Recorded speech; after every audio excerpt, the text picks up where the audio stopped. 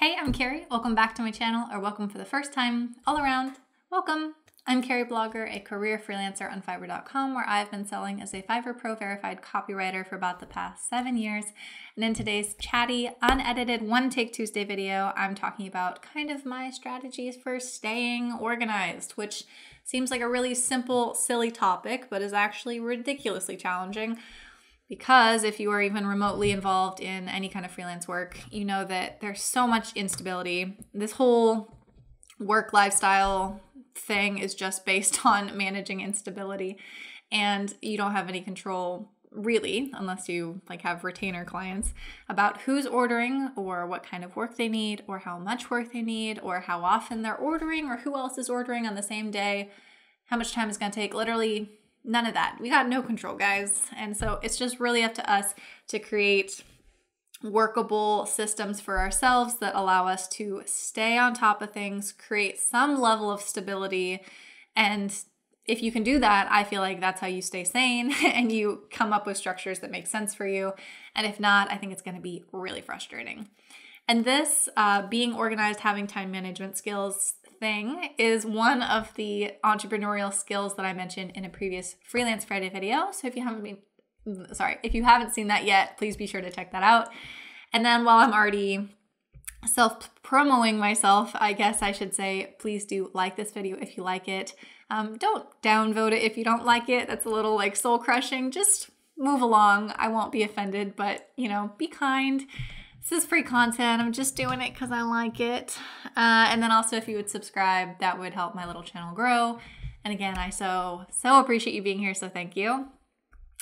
Okay, let's get back to organization here. So one of the ways that I stay organized is with a bullet journal. And this right here is how I manage my entire life, both for work and chores and exercise, things that are just going on in my personal life. Everything is in this little planner, and there are a million ways, a million different tools.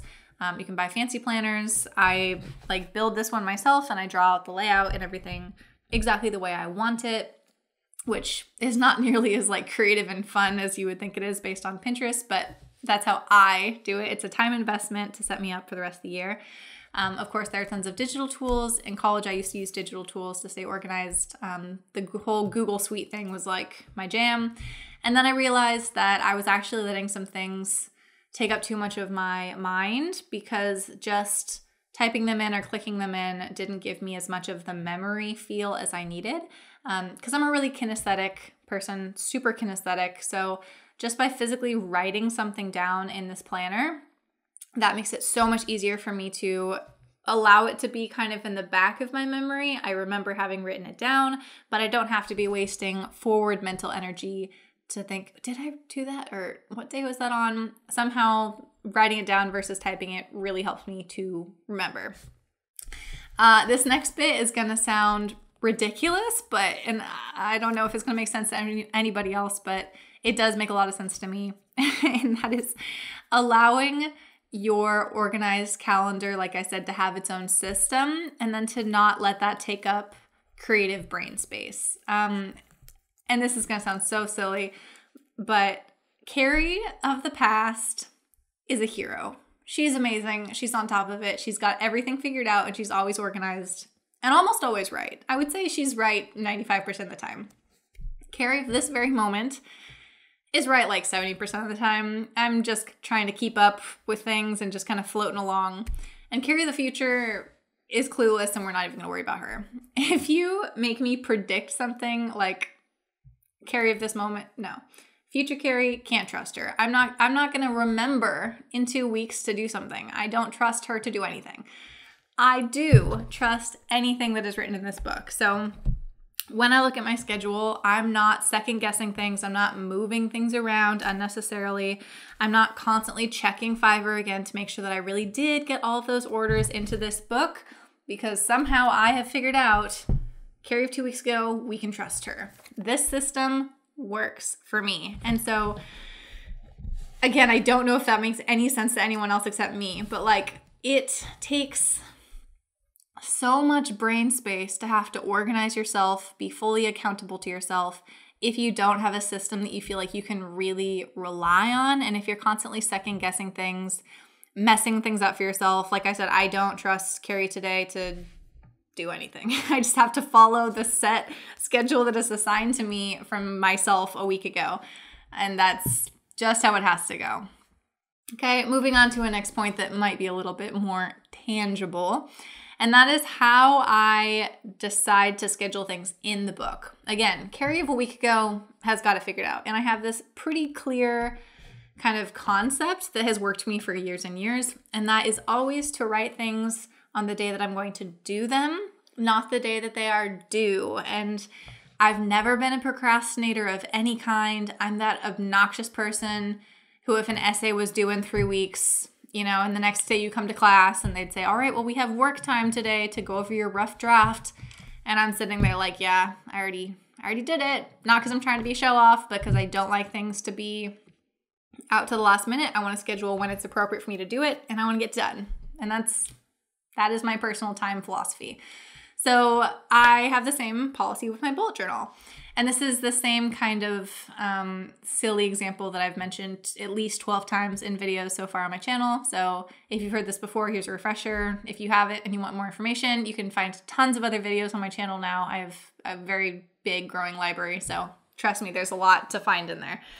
But essentially, the concept is, as freelancing goes, you're going to have up days and down days, and nothing's ever quite stable. So it's very realistic for me to have up to 5 orders placed on a single day. And of course, usually within like 2 hours of each other, because that's how the world works. It's so annoying. And so theoretically, those things are all due at the exact same time, 5 or 7 or however many days it is in my delivery period. We'll call it a straight 7. So typically, most people, I think, would put in their planner that 7 days from now, I've got 5 things to do. That's ridiculous. Why would you do that to yourself? It just makes you have so much stress on that one day. And then all of a sudden you're sitting there like, well, that's probably too much to do. I should probably backtrack. I should move things around. And instead, I don't give that on me today to have to deal with that. I dealt with that a week ago. And so instead, I'm going to put maybe one of those 5 gets right onto the next day. One of those 5 gets moved to the next day. Chunk, and then maybe that day gets 2. I don't know. But it gets spread out that way. And so my calendar, looking at things every day, almost always looks pretty darn even. I rarely have one tiny day to do in a massive stack because, again, me of a week ago was super smart and super on top of it. And I anticipated how long it's going to take me to do each of those things and how long it's going to take me to do personal things and errands and just things I want to do. And I schedule around those to create as much as I can of a stable block of time.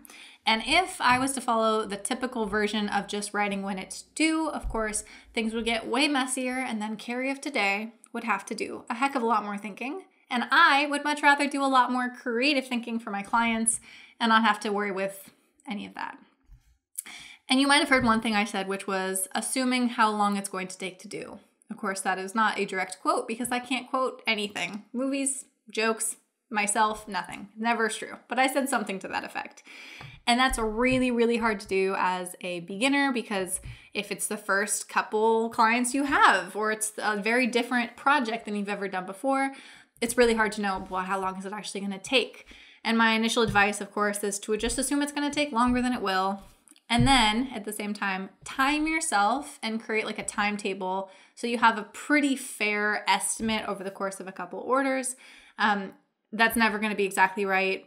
Even when I say I think it's going to take me, this will take me 45 minutes. Yeah, Eric, we can go grocery shopping in an hour. Of course, an hour and a half later, then I'm saying, oh no, I'm almost done. I swear, don't leave without me. Because even I still am not nearly as good at estimating how much time things are going to take as I should be. And that's, of course, because creativity doesn't happen on a strict schedule as much as I would like to say that it does, as much as I would like it to do. That's very rarely the case. All right, I've got 23 seconds here. How do I wrap this up? More than anything, in terms of organization, keep a forward view and set things up so that you don't have to change them. I don't know if this is going to make sense to you guys, but like seriously, Having a schedule that is set in stone, that I can trust and believe in and just do what it says, priceless. All right, thanks, bye.